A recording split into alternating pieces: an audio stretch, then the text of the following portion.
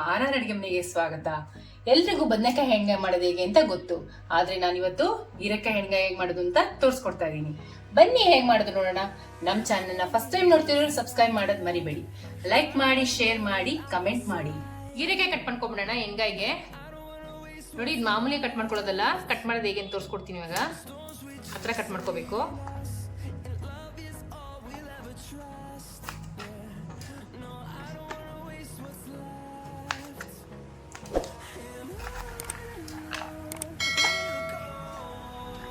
First ನೀಟಾಗಿ ಸಿಪ್ಪೆ ತಗೊಂಡ್ಬಿಡ್ಬೇಕು.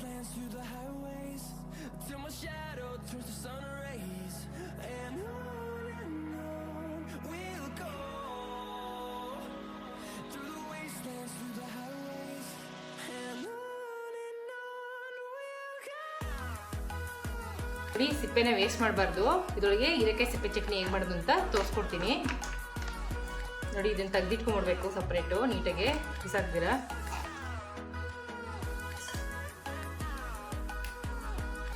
ನೋಡಿ, ಈ ಥರ ಫಸ್ಟು ಈ ಥರ ಇಷ್ಟಿಷ್ಟುದ್ದ ಕಟ್ ಮಾಡಿ ಇಟ್ಕೊಂಡ್ಬಿಡ್ಬೇಕು. ಕಟ್ ಮಾಡಿದ್ಮೇಲೆ ನೋಡಿ, ಈ ಥರ ಸೀಡ್ಸ್ಬೇಕು. ಈ ಥರ 4 ಭಾಗ ಮಾಡ್ಕೋಬೇಕು. ಈ ಥರ ಇದು ಫುಲ್ ಓಪನ್ ಆಗಬಾರ್ದು. ನೋಡಿ, ಈ ಥರ ಜಾಯಿಂಟ್ ಇಲ್ಲಿ ಇರ್ಬೇಕು. ಹಿಂಗೆ ಈ ಥರ ಸೀಡ್ಸ್ಬಿಟ್ಟು ಹಿಂಗೆ ಒಂದೊಂದೇ ಮಾಡಿ ಇಟ್ಕೋಬೇಕು.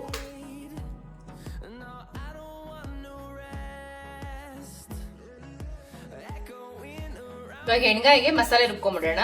1 ಕಪ್ ಕಾಯಿ ತುರಿ ತೊಗೊಂಡಿದ್ದೀನಿ. ಒಂದು 2 ಮೀಡಿಯಂ ಸೈಜ್ ಈರುಳ್ಳಿ ಕಟ್ ಮಾಡಿ ಇಟ್ಕೊಂಡಿದ್ದೀನಿ, ಅದನ್ನ ಹಾಕೊತಾ ಇದ್ದೀನಿ. ಒಂದು ಸ್ವಲ್ಪ ಕೊತ್ತಂಬರಿ ಸೊಪ್ಪು, ಒಂದು 3 ಟೊಮೆಟೊ ಕಟ್ ಮಾಡಿ ಇಟ್ಕೊಂಡಿದ್ದೀನಿ, ಅದನ್ನು ಹಾಕೊತಾ ಇದ್ದೀನಿ. 1 ಟೇಬಲ್ ಸ್ಪೂನ್ ಅರಿಶಿನ, 1 ಟೇಬಲ್ ಸ್ಪೂನ್ ಚಿಲ್ಲಿ ಪೌಡರ್. ಇದು ಎಣ್ಗಾಯಿ ಮಸಾಲ ನಾನು ಮಾಡಿ ಇಟ್ಕೊಂಡಿದ್ದೀನಿ.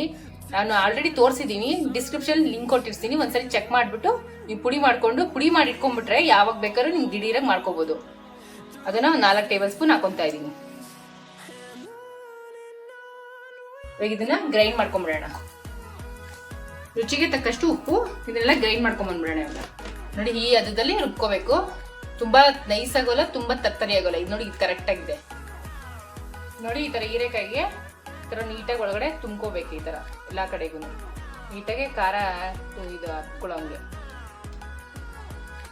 ಒಂದೊಂದೇ ಈ ತರ ಚೆನ್ನಾಗಿ ಫುಲ್ ತುಂಬಿಸ್ಕೊಂಡು ರೆಡಿ ಮಾಡ್ಕೋಬೇಕು.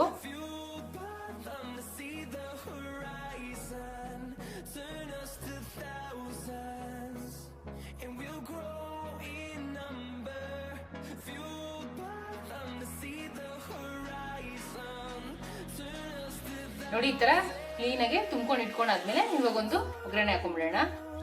ಇವಾಗ ಒಂದು 50 ಗ್ರಾಮ್ ಅಷ್ಟು ಎಣ್ಣೆ ಹಾಕೊಳ್ಳೋಣ. ಇದು ಎಣ್ಗಾಯಿ ಆಗಿರೋದ್ರಿಂದ ಎಣ್ಣೆ ಮುಂದೆ ಇರಬೇಕು. ಎಣ್ಣೆ ಕಾದಿದೆ. 1 ಟೇಬಲ್ ಸ್ಪೂನ್ ಸಾಸಿವೆ ಹಾಕೊಳ್ಳೋಣ. ಒಂದು ಸ್ವಲ್ಪ ಇಂಗು, ಒಂದು ಈರುಳ್ಳಿ ಸಣ್ಣ ಕಟ್ ಮಾಡ್ಕೊಂಡಿದ್ದೀನಿ, ಅದನ್ನ ಹಾಕೊಳ್ತಾ ಇದ್ದೀನಿ. ಒಂದು ಸ್ವಲ್ಪ ಕರಿಬೇವು, ಒಂಚೂರು ಬಾಡಿಸ್ಕೊಳ್ಳೋಣ. ಈರುಳ್ಳಿ ಒಂದು ಸ್ವಲ್ಪ ಕೆಂಪಗಾಗಬೇಕು. ಈರುಳ್ಳಿ ಕೆಂಪಾಗಿದೆ. ತುಂಬಿಟ್ಕೊಂಡಿದ್ವಲ್ಲ ಹೀರೆಕಾಯಿನ ಅದನ್ನೆಲ್ಲ ಒಂದೊಂದೇ ಹಾಕೊಳ್ಳೋಣ.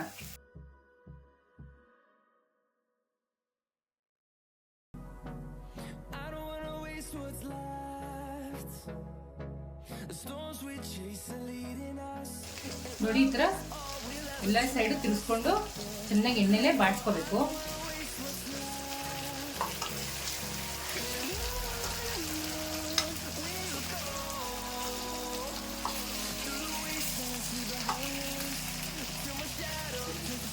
ಈ ತರ ನೀವು ಟ್ರೈ ಮಾಡಿದ್ದೀರಾ ಅಂತ ನಾನು ಕಮೆಂಟ್ ಮಾಡಿ ತಿಳಿಸಿ. ನಮ್ದು ಇದೇ ತರ ಬದನೆಕಾಯ್ದು ಇದೆ, ಡಿಸ್ಕ್ರಿಪ್ಷನ್ ಲಿಂಕ್ ಕೊಟ್ಟಿರ್ತೀನಿ, ಚೆಕ್ ಮಾಡಿ ಒಂದ್ಸರಿ. ಅದನ್ನೊಂದ್ಸರಿ ಟ್ರೈ ಮಾಡಿ. ನೋಡಿ, ಈ ತರ ಎಣ್ಣೆ ಚೆನ್ನಾಗಿ ಬಾಡಿಸ್ಕೊಂಡ್ಮೇಲೆ ಮಿಕ್ಕಿರೋ ಮಸಾಲೆನ ಹಾಕೊಂಡ್ಬಿಡೋಣ. ಇವಾಗ ನೋಡ್ಕೊಂಡು ನೀರು ಹಾಕೋಬೇಕು. ನಾನೊಂದು ಅರ್ಧ ಕಪ್ ಹಾಕೊತಾ ಇದ್ದೀನಿ.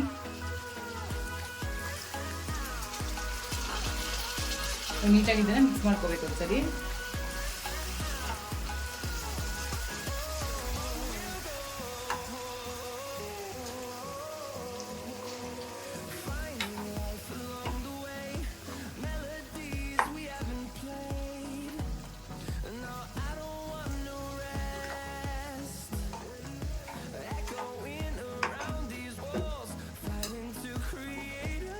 ಇದು ತುಂಬಾ ಡಿಫ್ರೆಂಟ್ ಆಗಿರೋ ರೆಸಿಪಿ. ಇದು ಹೀರೆಕಾಯಿ ಎಣ್ಗಾಯಿ ತುಂಬಾ ಚೆನ್ನಾಗಿರುತ್ತೆ.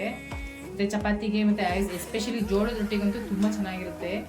ಇನ್ನೊಂದು ಅರ್ಧ ಲೋಟ ನೀರಿಸುತ್ತೆ, ಹಾಕೊಂಡು ಒಂದು ಸ್ವಲ್ಪ ಹೊತ್ತು ಮುಚ್ಚಿಟ್ಬಿಡೋಣ.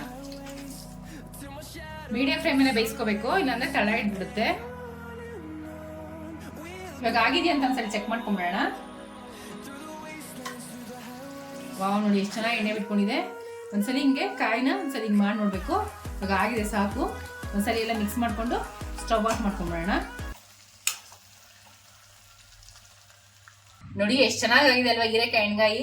ಅಕ್ಕಿ ರೊಟ್ಟಿ, ಜೋಳದ ರೊಟ್ಟಿ ಮತ್ತೆ ರಾಗಿ ರೊಟ್ಟಿ, ಚಪಾತಿ ಜೊತೆ ತಿನ್ನಕ್ಕೆ ತುಂಬಾ ಚೆನ್ನಾಗಿರುತ್ತೆ. ಅನ್ನದ ಜೊತೆಗೂ ಚೆನ್ನಾಗಿರುತ್ತೆ. ಬಿಸಿ ಅನ್ನದ ಜೊತೆ ತುಪ್ಪ ಹಾಕೊಂಡು ತಿಂದ್ರೆ ತುಂಬಾ ಚೆನ್ನಾಗಿರುತ್ತೆ. ಟ್ರೈ ಮಾಡ್ಬಿಟ್ಟು ಹೇಗಿತ್ತು ಅಂತ ನಂಗೆ ಕಮೆಂಟ್ ಮಾಡಿ ತಿಳಿಸಿ.